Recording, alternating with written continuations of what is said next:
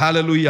ഞാൻ പെട്ടെന്ന് കുറച്ച് അന്ത്യ ദിവസത്തെക്കുറിച്ച് പറയുമ്പോൾ സിയോനിൽ നിന്ന്, അവിടെ 16-ാം വാക്യത്തിൽ പറയുന്നത് സിയോനിൽ നിന്നുള്ള യഹോവയുടെ ഗർജനം, വിശുദ്ധമായ യെരൂശലേമിനെ കുറിച്ചാണ് അവിടെ നമ്മൾ വീണ്ടും കാണുന്നത്.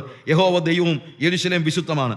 അവിടെ നമ്മൾ താഴോട്ട് വായിക്കുമ്പോഴത്തേക്ക് 16-ാമത്തെ വാക്യം വേഴ്സ് 16, യഹോവ സിയോനിൽ നിന്ന് ഗർജിച്ചു, യെരൂശലേമിൽ നിന്ന് തന്റെ നാദം കേൾപ്പിക്കും.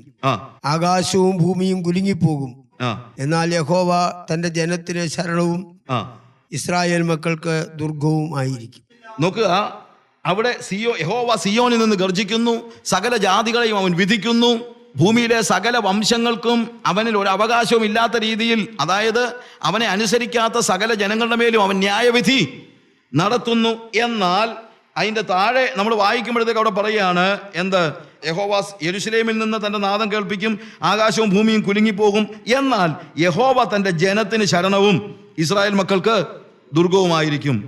ഈ ലോകത്തിലെ സകല ജനതകളെയും ദൈവം വിളിച്ചുകൂട്ടി ന്യായം വിധിക്കുമ്പോൾ അവർക്കാർക്കും ദൈവം ദുർഗമല്ല, അവർക്കാർക്കും ദൈവവുമായിട്ട് ബന്ധമില്ല. കാരണം അവരാരും ദൈവത്തിൻ്റെ ആത്മാവിനെ പാനം ചെയ്തവരല്ല, ദൈവത്തിൻ്റെ ആത്മാവിൻ്റെ പകർച്ച പ്രാപിച്ചവരല്ല. എന്നാൽ ദൈവത്തിൻ്റെ ആത്മാവിൻ്റെ പകർച്ചയെ പ്രാപിച്ചതായ ജനങ്ങൾക്ക് ദൈവം എന്തായിരിക്കും? എന്നാൽ യഹോവ തൻ്റെ ജനത്തിന് ശരണവും ഇസ്രായേൽ മക്കൾക്ക് ദുർഗവുമായിരിക്കുന്നു. അങ്ങനെ ഞാൻ എൻ്റെ വിശുദ്ധ പർവ്വതമായ സിയോനിൽ വസിക്കുന്നവനായി നിങ്ങളുടെ ദൈവമായ യഹോവ എന്ന് നിങ്ങൾ അറിയും. യെരൂശലേം വിശുദ്ധമായി തീരും, അന്യജാതിക്കാർ ഇനി അതിൽ കൂടെ കടക്കുകയില്ല. നോക്കുക, ന്യായവിധിയുടെ ഭാഗം, വിധിയുടെ വിശാലമായ താഴ്വരയിൽ ദൈവം ഇറങ്ങി വരുന്ന സമയത്ത് ആ അന്ത്യനാളിൽ യഹോവയുടെ ഒരു ഗർജനം, ആ ഗർജനത്തിൻ്റെ മുമ്പിൽ നിൽക്കുവാൻ കഴിയാതെ സകല ജാതികളും താളടിയാകുന്നതായ ഒരു സ്റ്റേജ്. എന്നാൽ ആ സമയത്ത് അനുതാപത്തോടുകൂടെ ദൈവത്തിൻ്റെ സന്നിധിയിലേക്ക് മടങ്ങി വന്നതിനാൽ നമ്മുടെ മേൽ പകരപ്പെട്ട ദൈവത്തിൻ്റെ ആത്മാവിൻ്റെ ശക്തിയിൽ ആ ദൈവത്തിൻ്റെ ആത്മാവിൻ്റെ മുദ്ര നമ്മുടെ മേൽ പതിച്ചിട്ടുള്ളത് കൊണ്ട് ഇപ്പോൾ ദൈവം നമ്മെ വിളിക്കുന്നത് എൻ്റെ ജനമെന്നാണ്. ബിക്കോസ് ആത്മാവിൻ്റെ മുദ്ര, ആത്മാവിനെ കുറിച്ച് പറയുമ്പോഴത്തേക്ക് അതൊരു അച്ചാരമാണ്, അതൊരു മുദ്രയാണ്. It's a seal. God has put a seal upon us. പണ്ട് മൃഗങ്ങളുടെ മേലും മറ്റും എന്ത് ചെയ്യുമായിരുന്നു? ഓണർഷിപ്പ് കാണിക്കാനായിട്ട് ചാപ്പ കുത്തുമായിരുന്നു. ഇതുപോലെ ആത്മാവിൻ്റെ പകർച്ചയിൽ നമുക്ക് ലഭിച്ചത് കുറച്ച് അന്യഭാഷ മാത്രമൊന്നുമല്ല. ശരിക്കും പറഞ്ഞു കഴിഞ്ഞാൽ when we are filled with the Holy Spirit, when the Spirit of the Lord was coming upon us, you know what is happening? അവൻ നമ്മുടെ മേലൊരു സീല് പതിച്ചിരിക്കുകയാണ്. എന്താണ് seal? He belongs to me. അവൻ എൻ്റെ വകയാണ് എന്ന് പറയുന്ന, അങ്ങനെ ആത്മാവിൻ്റെ പകർച്ചയിൽ നാം ഇപ്പോൾ ആരുടെ വകയായി തീർന്നിരിക്കുകയാണ്? ദൈവത്തിൻ്റെ വകയായി തീർന്നിരിക്കുകയാണ്. അതുകൊണ്ട് കർത്താവ് പറയാണ്, അന്ന് എൻ്റെ ജനം, നോക്കുക, അങ്ങനെ ഞാൻ എൻ്റെ വിശുദ്ധ പർവ്വതമായ സിയോനിൽ വസിക്കുന്നവനായി നിങ്ങൾ ദൈവമായ യഹോവ എന്ന് നിങ്ങൾ അറിയും. യെരൂശലേം വിശുദ്ധമായിരിക്കും. It will be a holy place. അവിടെ വിശുദ്ധമായ യഹോവ ദൈവമാണ്, യെരൂശലേം വിശുദ്ധമാണ്. അന്യന്മാരായ ആളുകൾ അല്ലെങ്കിൽ അശുദ്ധന്മാരായ ആളുകൾക്ക് അതിൽ പ്രവേശിക്കാൻ കഴിയുകയില്ല. ഈ കാലയളവിൽ ഒരു പക്ഷേ അശുദ്ധന്മാരായ ആളുകൾ നമ്മളെ ചവിട്ടി മെതിക്കുമായിരിക്കും. പക്ഷേ ദൈവത്തിൻ്റെ വിധിയുടെ സമയത്ത് സകല അശുദ്ധന്മാരെയും ദൈവം എന്താണ് നിത്യ നരകത്തിലേക്ക് തള്ളിയിട്ട് കഴിയുമ്പോൾ ആ പുതിയ യെരൂശലേമിൽ ആർക്ക് പ്രവേശിക്കാൻ കഴിയത്തില്ല? അശുദ്ധനായ ഒരു വ്യക്തിക്ക് പോലും പ്രവേശിക്കാൻ കഴിയത്തില്ല. എന്തുകൊണ്ടാണ് ഈ കാര്യങ്ങളെല്ലാം സംഭവിക്കുന്നത്? യഹോവ തൻ്റെ ആത്മാവിനെ നമ്മുടെ മേൽ പകർന്നതുകൊണ്ട്. ദൈവത്തിൻ്റെ ആത്മാവിൻ്റെ പകർച്ച നമുക്ക് നൽകുന്നത് ഇവിടെയുള്ള ചില്ലറ കാര്യങ്ങൾ മാത്രമല്ല. ദൈവത്തിൻ്റെ ആത്മാവിൻ്റെ പകർച്ചയാൽ നമ്മൾ നിത്യതയുടെ ഭാഗമായി തീരുകയാണ്. When you are filled with the Holy Spirit, you are entering. അതുകൊണ്ടാണ് ഞാൻ പറഞ്ഞത്, ഒരു പുതിയ യുഗത്തിലേക്ക് നമ്മളെ ദൈവം പ്രവേശിപ്പിക്കുന്നത് നമുക്ക് വീഞ്ഞ് നൽകിക്കൊണ്ടല്ല. പുതിയ യുഗത്തിലേക്ക് നമ്മളെ പ്രവേശിപ്പിക്കുന്നത് എന്തുകൊണ്ടാണ്? ആത്മാവിനെ നമ്മുടെ മേൽ പകരുന്നത് കൊണ്ടാണ്. ആത്മാവിനെ നമ്മുടെ മേൽ പകർന്നു കഴിയുമ്പോൾ സ്വാഭാവികമായും നമ്മൾ അവൻ്റെ വകയായി തീരുന്നു. അവൻ്റെ വകയായി തീർന്നു കഴിഞ്ഞാൽ ദൈവത്തിൻ്റെ സകല പ്രവൃത്തികൾക്കും നമ്മൾ പങ്കാളികളായി തീരുകയാണ്. ഇൻക്ലൂഡിങ് അവൻ്റെ ന്യായവിധിയിൽ പോലും നമ്മൾ അവൻ്റെ കൂടെയാണ്. We are standing with him. നമ്മളത് കാണുകയാണ്. എല്ലാ ജനതയും, ഒരു ചെറിയ രാജ്യത്തെ പോലും പേടിച്ചിരുന്ന ഒരു സമയത്ത് നമ്മളിപ്പോൾ യഹോവ പറയാണ്, എല്ലാ ജാതികളും യഹോശാഫാത്ത് താഴ്വരയിൽ കൂട്ടിവരുത്തുക. എന്തിനാണെന്നറിയാമോ? വിധിക്കാൻ. അവർ യുദ്ധത്തിന് വരട്ടെ. നിങ്ങൾ നിങ്ങളുടെ കൊഴുക്കളെ കുന്തങ്ങളാക്ക്, നിങ്ങൾക്ക് ചെയ്യാവുന്ന കാര്യങ്ങളെല്ലാം ചെയ്യ്. പക്ഷെ എന്ത് ചെയ്തിട്ടും യാതൊരു കാര്യവും ഉണ്ടാകുന്നില്ല. വലിയ ഒരു സകല ജാതികളെയും ദൈവം ന്യായം വിധിക്കുന്ന ഒരു സ്റ്റേജാണ്. അവിടെ 12-ാമത്തെ വാക്യത്തിൽ യഹോശാഫാത്ത് താഴ്വരയിലേക്ക് പുറപ്പെടട്ടെ, അവിടെ ഞാൻ ചുറ്റുമുള്ള സകല ജാതികളെയും ന്യായം വിധിക്കേണ്ടതിന് എഴുന്നേൽപ്പിക്കും.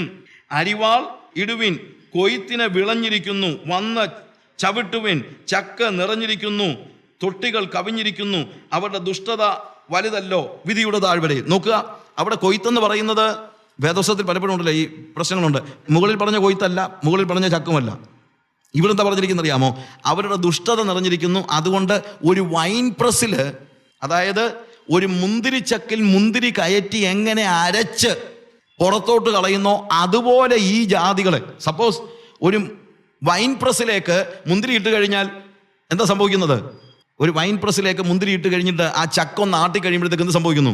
അത് അരഞ്ഞ് അതിൻ്റെ ഒരു അംശം പോലും കാണാനില്ലാത്ത രീതിയിൽ പൂർണ്ണമായും നശിച്ചു പോകുന്നത് പോലെ ആ വിക്കഡായിട്ടുള്ള അല്ലെങ്കിൽ അനീതിയുള്ള ഈ സകല ജനതകളെയും ദൈവം എന്ത് ചെയ്യാൻ പോകുകയാണ്? അതുകൊണ്ടാണ് പറഞ്ഞിരിക്കുന്നത് ചക്ക് നിറഞ്ഞിരിക്കുന്നു, ചവിട്ടിക്കോളാൻ.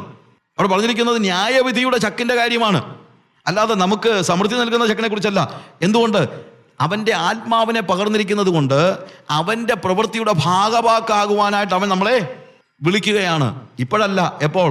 അന്ത്യകാലയളവിൽ. ആ അന്ത്യകാലയളവിൽ അവൻ്റെ കൂടെ നിന്ന് അവൻ ചെയ്യുന്ന സകല പ്രവൃത്തികളുടെയും പങ്കാളിയാകുവാനായിട്ട് കർത്താവ് നമ്മളെ വിളിച്ചിരിക്കുന്നു എന്നാണ് നമുക്ക് മനസ്സിലാക്കാൻ കഴിയുന്നത്. എന്നാൽ നമ്മുടെ മേൽ അവൻ്റെ ആത്മാവിനെ പകർന്നിരിക്കുന്നത് കൊണ്ട് നമ്മുടെ മേൽ അവൻ്റെ സീലുണ്ട്. നമ്മൾ അവൻ്റെ വകയാണ്, അവൻ എൻ്റെ ജനമാണ്. അതുകൊണ്ടാണ് പറയുന്നത്, എന്നാൽ യഹോവ തൻ്റെ ജനത്തിന് ശരണവും ഇസ്രായേൽ മക്കൾക്ക് ഒരു ദുർഗവുമാകുന്നു. ഇങ്ങനെ ഞാൻ എൻ്റെ വിശുദ്ധ പർവ്വതമായ സിയോനിൽ വസിക്കുന്നവനായി. അവൻ ഈ സ്റ്റേയിങ് വിത്ത് അസ്. കർത്താവ് നമ്മളെപ്പോഴും ആഗ്രഹിക്കുന്ന ഏറ്റവും പ്രധാനപ്പെട്ട കാര്യം അതാണ്. ജനസിസിൽ നമ്മൾ എന്താണ് കാണുന്നത്? ദൈവം എല്ലാ ദിവസവും വൈകുന്നേരം ഇറങ്ങി വന്ന് മനുഷ്യനോട് കൂടെ സമയം ചെലവഴിക്കുന്നുണ്ട്. എന്തുകൊണ്ട്? ദൈവം തൻ്റെ മക്കൾ എന്നതുപോലെ, ആദാം ദൈവത്തിൻ്റെ മകൻ എന്നാണ് ലൂക്കോസ് സുവിശേഷത്തിൽ പറയുന്നത്. മകൻ എന്നതുപോലെ ആ ജനത്തോട് ഒരുമിച്ച് വസിക്കാനായിട്ട് ദൈവം എല്ലാ ദിവസവും ഇറങ്ങി വരുന്നു. എന്നാൽ പാപം ചെയ്തു കഴിഞ്ഞപ്പോഴത്തേക്ക് ദൈവത്തിൽ ഇറങ്ങി വരാൻ കഴിയാത്ത നിലയിലേക്ക് നമ്മൾ അവനുമായിട്ടുള്ള സംസർഗം വിട്ടുകളഞ്ഞു. നമ്മൾ പാപം ചെയ്തതുകൊണ്ട് ദൈവത്തിൻ്റെ പദ്ധതി ദൈവം ഉപേക്ഷിച്ചെന്നില്ല. ദൈവത്തിൻ്റെ മനസ്സിൽ എപ്പോഴും ആഗ്രഹിക്കുന്ന ഒറ്റ കാര്യമേ ഉള്ളൂ. എന്താണെന്നറിയാമോ? നമ്മളോടൊപ്പം വസിക്കണമെന്നുള്ളതാണ്.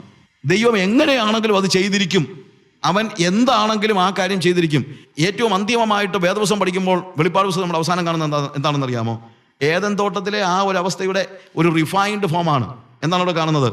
അവിടെ ഇതാ മനുഷ്യരോട് കൂടെ ദൈവത്തിൻ്റെ കൂടാരം. അവിടെ ദൈവം ഇറങ്ങി വന്ന് മനുഷ്യനോട് കൂടെ വസിക്കുകയാണ്.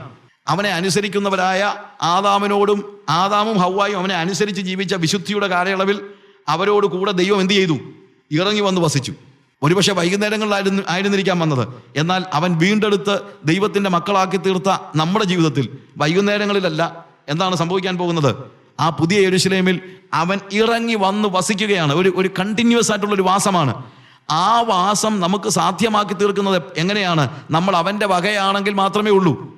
എല്ലാ ജാതികളെയും ഒരു വൈൻ പ്രസ്സിലിട്ട് അരച്ച് കളയുന്നത് പോലെ സകല ജാതികളെയും ദൈവം നശിപ്പിച്ച് കളയുമ്പോഴും യെരൂശലേമിൽ, it doesn't says about literal ആയിട്ടുള്ള യെരൂശലേമിനെ കുറിച്ചാണെന്നല്ല ഞാനിവിടെ പറയുന്നത്. യെരൂശലേമിൽ അവിടെ നമ്മൾ കാണുന്നതാണ്, യെരൂശലേമിൽ അവൻ തൻ്റെ നാദം കേൾപ്പിക്കും, ആകാശവും ഭൂമിയും കുലുങ്ങിപ്പോകും. എന്നാൽ യഹോവ തൻ്റെ ജനത്തിന് ശരണവും ഇസ്രായേലിന് ദുർഗവുമാകും. അങ്ങനെ ഞാൻ എൻ്റെ വിശുദ്ധ പർവ്വതമായ സിയോനിൽ വസിക്കുന്നവനായി. It says about his dwelling. മനുഷ്യരോടുകൂടെ ദൈവം വസിക്കുന്ന ഒരു സ്റ്റേജ്. വസിക്കുന്നവനായി ഇസ്രായേൽ മക്കൾക്ക് ഞാൻ യെരൂശലേം വിശുദ്ധമായിരിക്കും. എന്തുകൊണ്ട് യെരൂശലേം വിശുദ്ധമായിരിക്കും? Because God is holy. അവൻ ഹോളിയാണ്. അവൻ്റെ ആത്മാവിനെ പകർന്നു കിട്ടിയതായ നമ്മളും അവിടെ വിശുദ്ധരാണ്. യഹോവ വിശുദ്ധനാണ്. ആ പുതിയ യെരൂശലേമിലേക്ക് പ്രവേശനം ലഭിക്കുന്ന എല്ലാവരും വിശുദ്ധന്മാരാണ്. എന്തുകൊണ്ട്? ഒരശുദ്ധനും ഒരു അന്യജാതിക്കും ഒരു അശുദ്ധനും അതിലൂടെ കടക്കുവാൻ കഴിയുകയില്ല. പ്രിയമുള്ളവരെ, ഈ മഹാസൗഭാഗ്യം നമുക്ക് ലഭിക്കുന്നത് എന്തുകൊണ്ടാണ്? അവൻ്റെ ആത്മാവിനെ അവൻ നമ്മുടെ മേൽ പകർന്നിരിക്കുന്നത് കൊണ്ടാണ്. എന്നാൽ അവൻ്റെ ആത്മാവിനെ നമ്മുടെ മേൽ പകരപ്പെടണമെങ്കിൽ അതിനു മുമ്പ് എന്താ ആവശ്യമായിരിക്കുന്നു? നമ്മുടെ പിന്മാറ്റത്തിൽ നിന്ന് അനുതാപത്തിനപ്പുറത്ത് മാനസാന്തരവും, മാനസാന്തരത്തിനപ്പുറത്ത് അവനുമായിട്ടുള്ള ഉടമ്പടിയിലേക്കുള്ള പ്രവേശനവും അനുസരണവും അത്യന്താപേക്ഷിതമായിരിക്കുന്നു. അനുസരിക്കുന്നവൻ്റെ മേൽ ദൈവം തൻ്റെ പരിശുദ്ധാത്മാവിനെ പകർന്നു കൊടുക്കും. അങ്ങനെ ദൈവത്തിൻ്റെ പരിശുദ്ധാത്മാവിനെ നമ്മുടെ മേൽ പകർന്നു കിട്ടുമ്പോൾ നമ്മളൊരു പുതിയ യുഗത്തിലേക്ക് പ്രവേശിക്കുകയാണ്. യോവേൽ പ്രവചനം വായിക്കുമ്പോഴൊക്കെ നമ്മൾ പലപ്പോഴും തുള്ളനും വെട്ടുക്കിളിയും നമുക്ക് നൽകിയതിന് പകരം അതാണ് പ്രവാചകന്മാരെല്ലാം ഏറ്റവും കൂടുതൽ പ്രാധാന്യം കൊടുത്ത് പ്രസംഗിക്കുന്നത്. പക്ഷേ നമുക്ക് നമ്മുടെ മുന്തിരി ചക്ക് നിറയുന്ന കാര്യമല്ല പ്രാധാന്യം. കാര്യം നമ്മുടെ മുന്തിരി ചക്ക് നിറഞ്ഞതുകൊണ്ട് മാത്രം നമ്മൾ അവൻ്റെ വകയാകത്തില്ല. നമ്മുടെ മുന്തിരി ചക്ക് നിറയുന്നത് കൊണ്ടോ നമ്മുടെ വൈൻ പ്രസ്സോ അല്ലെങ്കിൽ എണ്ണ നിറയുന്നത് കൊണ്ടോ നമ്മൾ ഒരിക്കലും അവൻ്റെ വകയായി തീരത്തില്ല. നമ്മൾ വിശുദ്ധരാകണം നിർബന്ധമില്ല.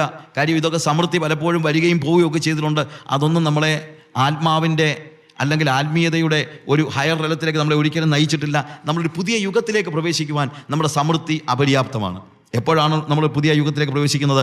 അതിൻ്റെ ശേഷമോ ഞാൻ സകല ജഡത്തിന്മേലും എൻ്റെ ആത്മാവിനെ പകരും.